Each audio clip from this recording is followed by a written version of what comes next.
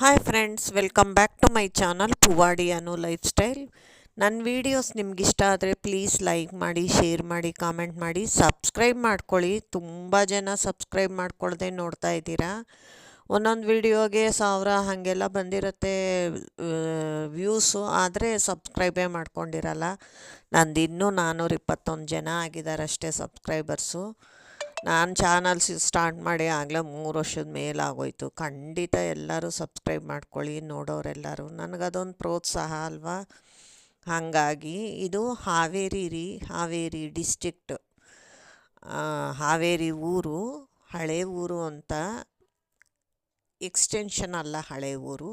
ನೋಡಿ, ಎಲ್ಲ ಶೀಟ್ ಮನೆ, ಆಮೇಲೆ ಅಂಗಡಿಗಳು, ಮನೆಗಳು, ಚಿಕ್ಕ ಚಿಕ್ಕ ದೇವಸ್ಥಾನ ಎಲ್ಲ ಇದೆ. ತುಂಬ ಚೆನ್ನಾಗಿ ಅನಿಸುತ್ತೆ. ಹಳೆ ಊರುಗಳೇ ಚೆಂದ ಅಲ್ವಾ ನೋಡೋಕ್ಕೆ.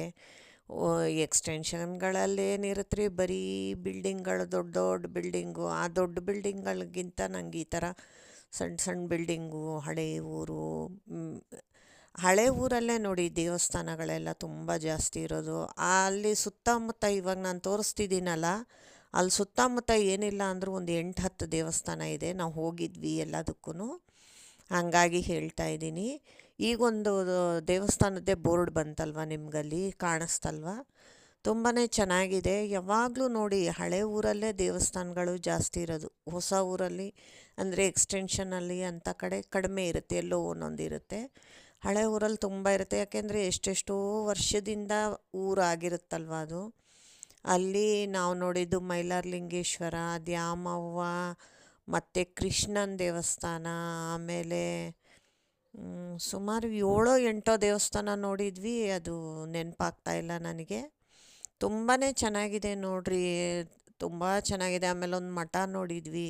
ಆ ಮಠ ಈ ಹಳೆ ವೀಡಿಯೋಗಳಲ್ಲಿ ಇದೆ ನೋಡ್ರಿ, ನಂದು ಹಳೆ ವೀಡಿಯೋಗಳಲ್ಲಿ ನೋಡಿ. ಅಂಗಡಿಗಳೆಲ್ಲ ಇದೆ. ಅಂಗಡಿ ಮಳಿಗೆ ಅಂತಾರೆ ಇಲ್ಲಿ. ಅಂಗಡಿ ಅನ್ನಲ್ಲ, ಮಳಿಗೆ ಅಂತಾರೆ. ಅಂಗಡಿ ಮಳಿಗೆ ಅಂತಾರೆ. ಅಂಗಡಿ ಮಳಿಗೆ ತುಂಬ ಇದೆ. ಆ ಲೈನೆಲ್ಲ ಅಂಗಡಿ ಮಳಿಗೆ ಇದೆ. ಆಮೇಲೆ ಮನೆಗಳು, ಹೆಂಚಿನ ಮನೆ, ಶೀಟಿನ ಮನೆ, ಇನ್ನೊಂದು ಸ್ವಲ್ಪ ದೊಡ್ಡ ದೊಡ್ಡ ಮನೆ. ಈಗ ಸ್ವಲ್ಪ ಮೇನ್ ರೋಡಿಗೆ ಬಂದ್ವಿ. ತುಂಬಾ ಚೆನ್ನಾಗಿದೆ ಹಾವೇರಿ. ತುಂಬ ಇಷ್ಟ ಆಯಿತು ನನಗೆ ಅಂತಲ್ಲ, ನಮ್ಮ ಮನೇಲಿ ಎಲ್ಲರಿಗೂ ತುಂಬ ಇಷ್ಟ ಆಯಿತು. ನೋಡಿ, ಅಲ್ಲಲ್ಲಿ ಗಾಡಿಗಳಲ್ಲಿ ಏನಾದರೂ ಮಾರ್ತಾ ಇರ್ತಾರೆ. ಇದು ಒಂದು ಸರ್ಕಲ್ಲಲ್ಲಿ ಯಾವುದೋ ಪ್ರತಿಮೆ ಇದೆ. ನಾನು ನೋಡಿಲ್ಲ ಅಷ್ಟಾಗಿ, ಅಲ್ಲಿ ಇಳಿದಿಲ್ಲ. ಹಾಗಾಗಿ ನನಗೆ ಹೇಳೋಕ್ಕಾಗ್ತಾಯಿಲ್ಲ. ಇಳಿದಿದ್ರೆ ನಾನು ಹೇಳ್ತಿದ್ದೆ ಬಿಡಿ, ಇಳಿದಿಲ್ಲ ಆ ಥರ. ಆಮೇಲೆ